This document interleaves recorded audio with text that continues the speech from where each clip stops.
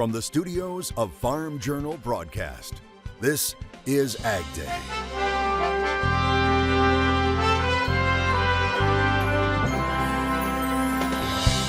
Setting things on fire for a good reason.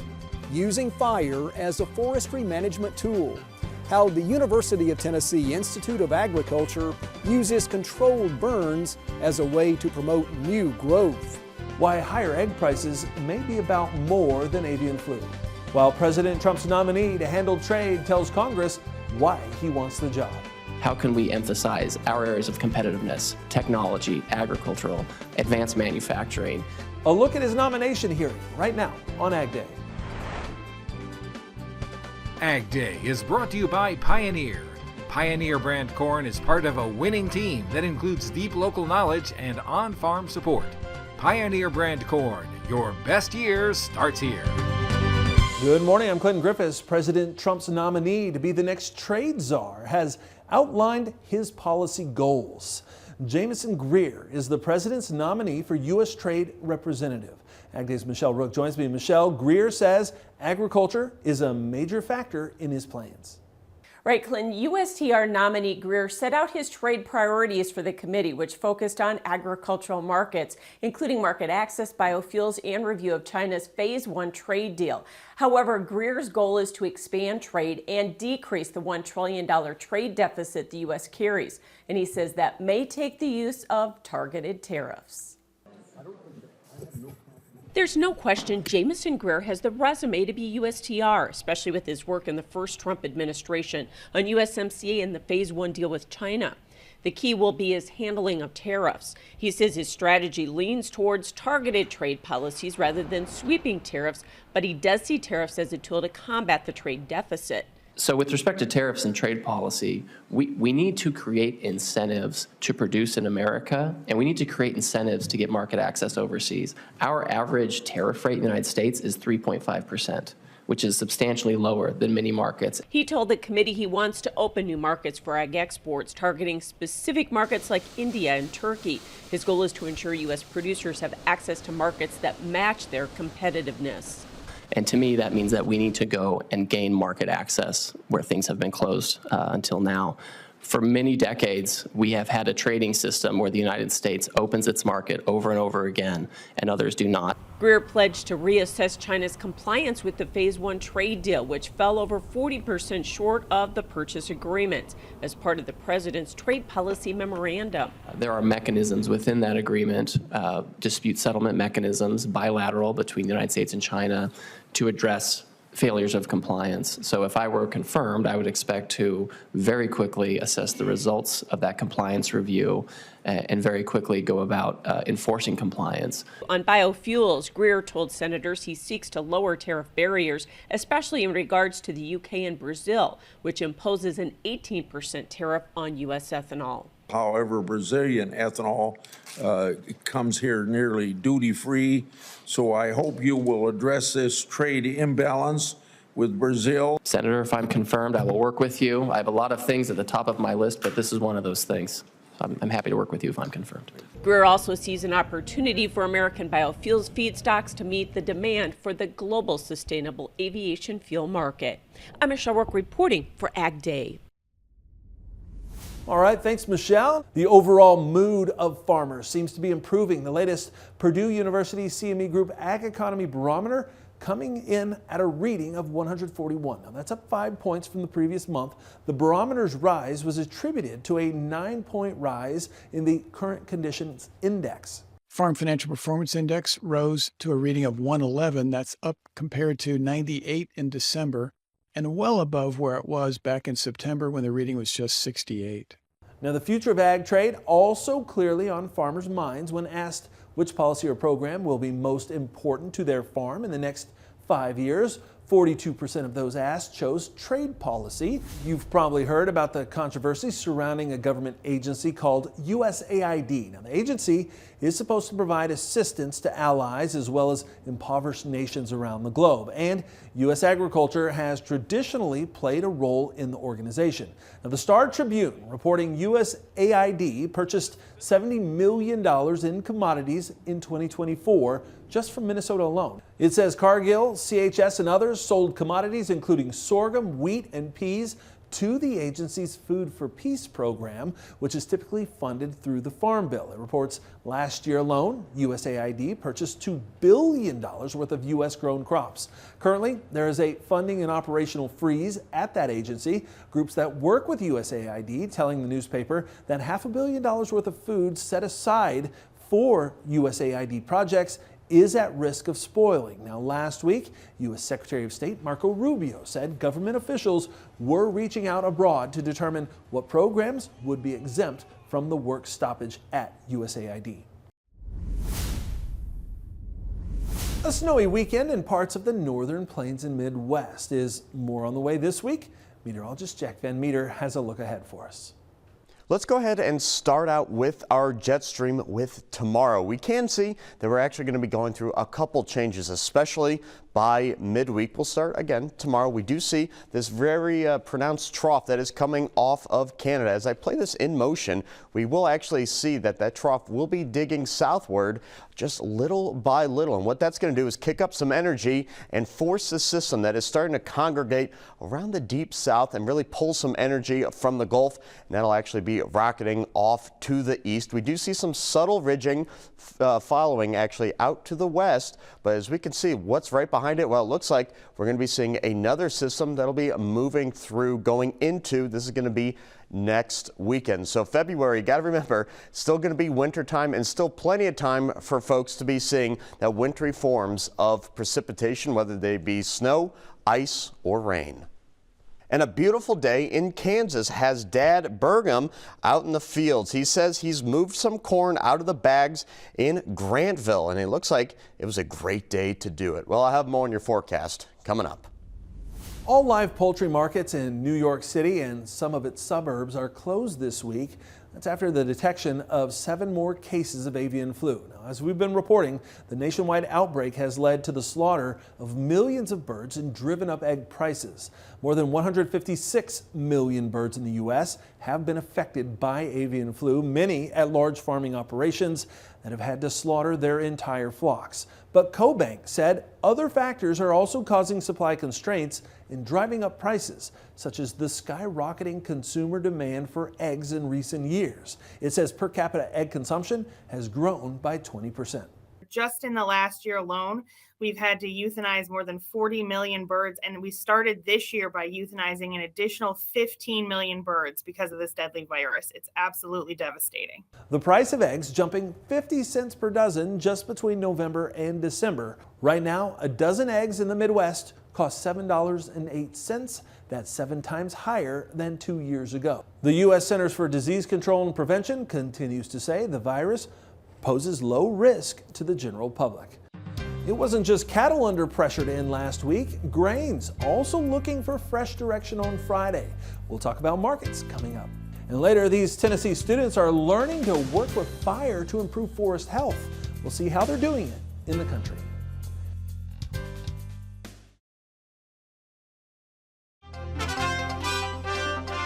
More earnings news released last week. Corteva reporting net sales declined 2% in 2024 compared to 2023. Full year earnings were down 8% to $863 million. Company leaders say they're seeing stabilization in the crop protection industry, but expect price pressure to persist. And checking Bunge's full year earnings, sales were down 11%. Net income down nearly 50% to $1.1 billion. In its outlook, leaders predict results for the agribusiness will be down from last year due to lower results in processing, and higher results in South America are expected to be more than offset by lower results in North America. Corn and soybeans pushing lower to end the week. Could things turn around this week? AgDay's Michelle Rook has a preview in Markets Now. We saw some pressure in the grains on Friday. Alan Brugler is back with analysis. And how much of the pullback in grains last Friday was just some consolidation? I mean, we did hit some chart resistance and some technical objectives, didn't we? Yeah, I think a lot of it was just pre-weekend position squaring. You've had some pretty good runs. You've gotten into some chart resistance on corn, beans, and wheat. Obviously, you have multiple resistance zones since you're coming back off of major lows last fall. There's always another one above you, but I think the market's got a lot of uncertainty here because of all the stuff that's going on the trade front. And so it's pretty natural to, if you've got some gains coming into the weekend, to maybe back off a little bit. And weather has improved a bit in South America too, right? Yeah, I think that was one of the fundamental inputs. You got some shower activity. Brazil's a little more mixed bag. You got wetness in part of the country and a drying trend in other parts. I think we will see some improved harvest activity in Brazil, and that means more corn planting, which has been lagging a bit down there. Argentina clearly got hurt by the dryness, and this more recent activity and the stuff that's in the forecast will stabilize that a little bit. Do you think we will get some positioning now here to start the week ahead of the USDA reports? We're probably already seeing a little bit of that. We're not going to wait till Monday morning to do all of it. The trade is looking at very strong corn export sales, but USDA has already got most of that, or if not all of that, dialed into their numbers. You've got, of course, the soybeans are a lot tighter appearing now than they were 3-4 months ago. But yeah, so you'll get a little bit of position. With February USDA report rarely has any big adjustments in it. They just don't have the fundamental data to do much. Some of the world numbers will probably get tweaked, but even there, USDA is historically reluctant to do much with South America when they're right in the middle of the growing season. Thanks so much. That's Alan Brugler with A&N Economics, and we'll have more AgDay coming up. To talk to Alan about his ag market professional services, call 402-697-3623 or visit his website, www.bruglermarketing.com.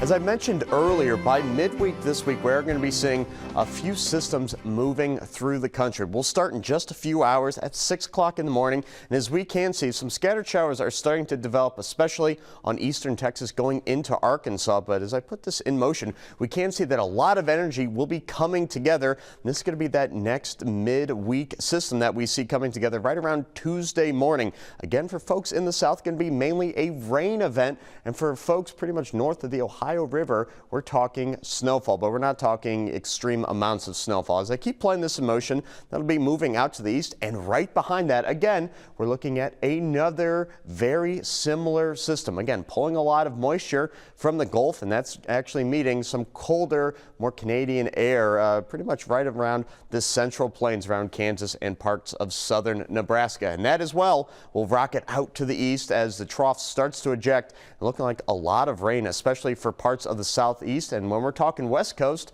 again, we're looking at more rain showers and snow for those higher elevations. But how much snow are we expecting for the first part of the weekend? And it's not looking like anybody will be seeing a major snowstorm whatsoever. As we make our way up north, especially in Michigan, it's actually going to be more lake effect showers. But New York City could be getting a decent amount of snow by tomorrow morning.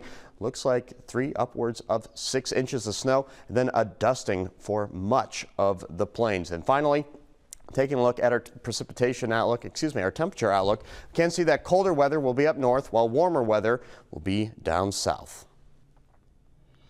St. Cloud, Minnesota, high of only 11 degrees and low of negative 18 degrees. Moreland, Oklahoma, showers 39, low of 25. And finally, Kirksville, Missouri, 37 degrees and a low of 18 degrees.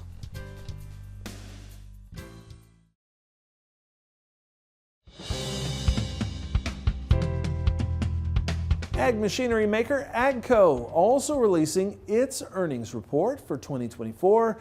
It says sales were down more than 19% at more than $11 billion. It says North American net sales decreased almost 25% last year, adding that softer industry sales and lower in-market demand contributed to the drop. Now, the company's CEO says they cut production hours by 33% in the fourth quarter and ended the year with lower company and dealer inventory compared to 2023.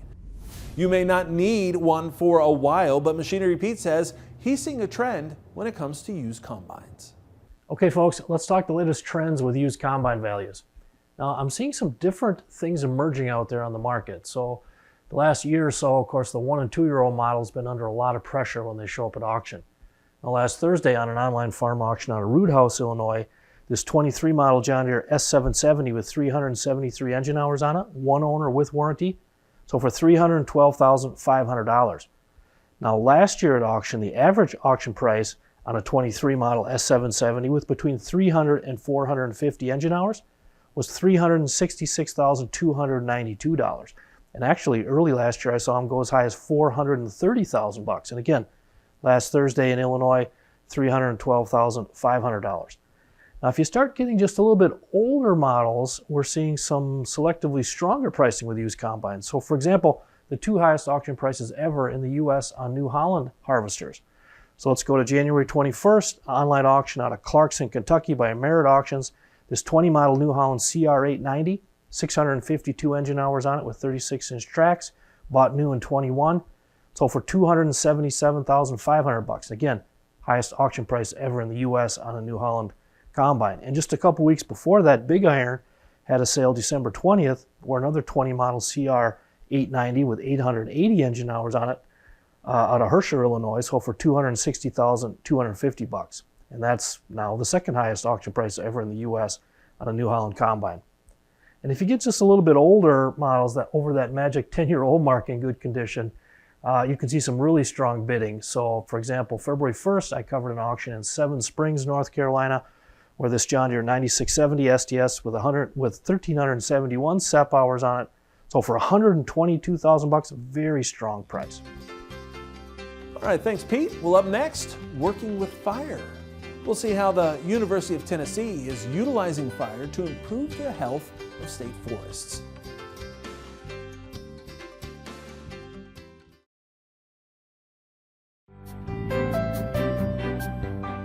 We sometimes fear fire, and understandably so, when a blaze becomes a threat. But fire is also a valuable tool to manage forests and natural areas, used to clear out dead growth so new vegetation can form. And as Charles Denny reports, the University of Tennessee's Institute of Agriculture teaches students how to set and control helpful fires.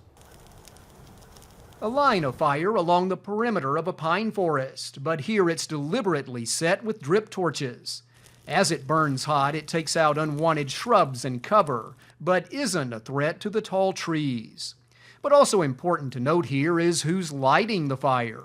Students in the School of Natural Resources at UT's Herbert College of Agriculture, future foresters. The importance is, first of all, understanding sort of the science behind why we use fire and why it's critical to maintaining certain ecosystems and for forest management purposes. And then also from a practical standpoint, this is something we'll have to deal with in our future careers. This assignment, a prescribed burn, is exactly what this class is about, called Prescribed Fire Management. The students consider weather conditions and how far smoke might travel from this site. From there, they develop a burn plan, then carefully set the fire and keep it contained. Just with the fire, it helps set back woody succession so that you can allow more early successional, such as grasses and I'm thinking of pollinators. Leading the class, Herbert Professor Jennifer Franklin, who specializes in ecosystem restoration. She teaches her students how fire, when used wisely, can promote ecological balance.